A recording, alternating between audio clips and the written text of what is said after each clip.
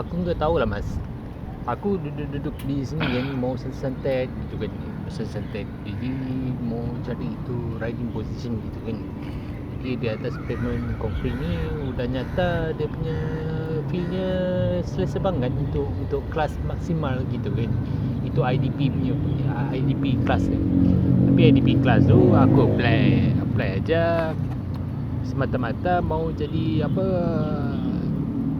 captain crew gitu kan. Itu shipping captain crew lagi.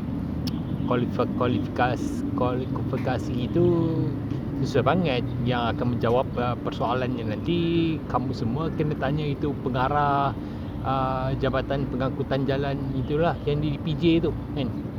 Ngapain itu IDP permit bolehkah digunakan pakai untuk apa nama, untuk apply job sebagai shipping crew. Jadi pengalaman shipping crew tentunya lagi seronok banget kerana kamu kamu dapat maneuver uh, itu ship kan ke overseas gitu. Jadi pengalamannya amat enggak sabar mau pergi overseas gitu kan. Jadi aku tunggu je lah di sini sambil tengok-tengok itu riding position gitu. Jadi daripada pergi suspension set, enggak perlulah bincang-bincang gitu, lagi keras lagi bagus kan. Dia jalan-jalan ride-nya short distance gitu kan.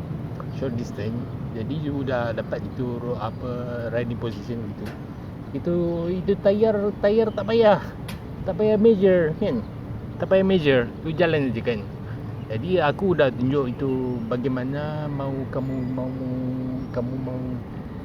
itu semayang di temple kan, untuk mencari itu, kita panggil apa ya, itu location bearing kan. Ya guna itu jaran-jaran gitu kan. Jadi enggak perlulah exercise di pagi hari ni kan. Risau banget nanti balls kamu melecetnya. Ya, melecet. Kamu menyalahi apa nama? Kamu menyalahi Thailand. Padahal itu China itu pagi-pagi enggak gosok gigin gitu kan. Aku dah tunjuk ni basic principle ya. Pada elevation bearing yang rendah, berasaskan earth gitu, atas konkrit yang materialnya sejuk banget kan. Sejuk je rasanya kan. Lepas tu lu rasailah itu wind direction kan.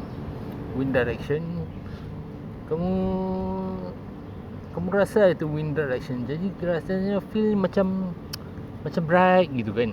Enjoy banget gitu kan. Jadi yang penting aku enggak mau nolong ya. Aku enggak mau nolong. Kerana motor yang kamu idam-idam gitu,